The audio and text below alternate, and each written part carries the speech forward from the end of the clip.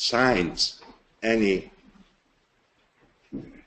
angle is telling us that we're going fast to the brink.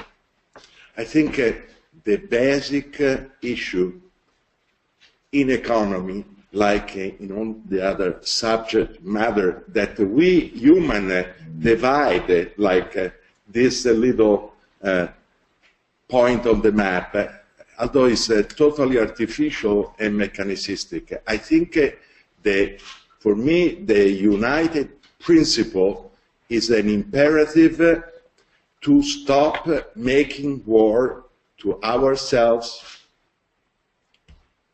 to the world in which we live. As Gary said, that science and social science needs to be evolving. In my opinion, social science will evolve if they become more social, if they become more people-centered, if they become, in other words, less mechanicistic, less reductionistic, and allow us not to be blind, but see without distortion. And distortion we see plenty in the field of economy, with the basic blindness not to see the difference between making more money or producing prosperity. In my opinion, the point, as Gary pointed out, is we have to increase awareness. And this not only in economy, basically in ourselves. How we create the awareness is everywhere. Schooling, for example, is an important thing. But as Ivo said in the opening, sometimes spiritual leaders seem more scientifically smart than so many Nobel Prize. The point is that economy has to serve human beings, not destroy human beings. And the subprime crisis, just still impacting the whole world, is a clear example of what not to do.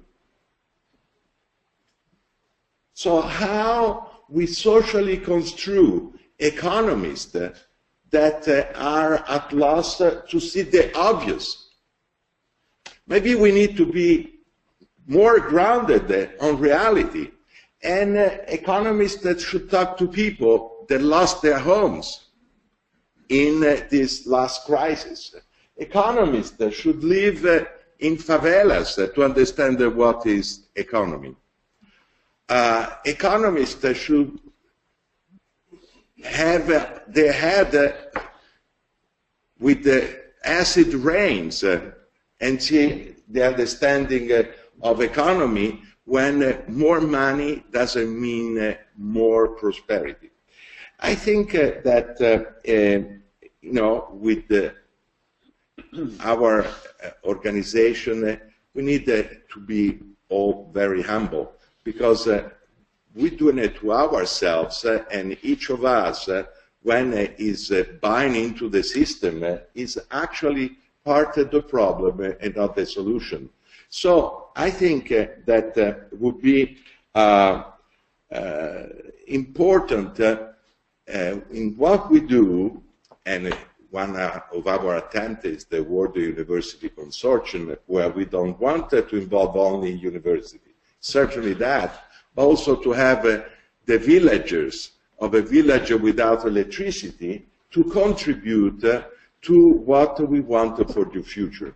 And what, in my last remark, is my hope, is that we would not continue to speak, and this is a humble example, economist with economist, psychologist with psychologist, politician with politician.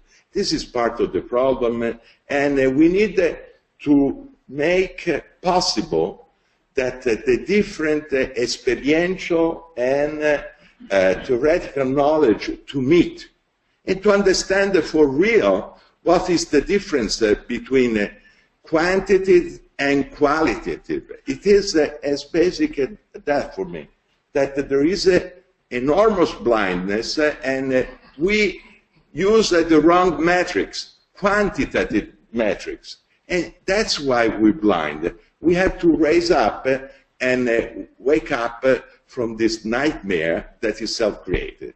Good luck to all.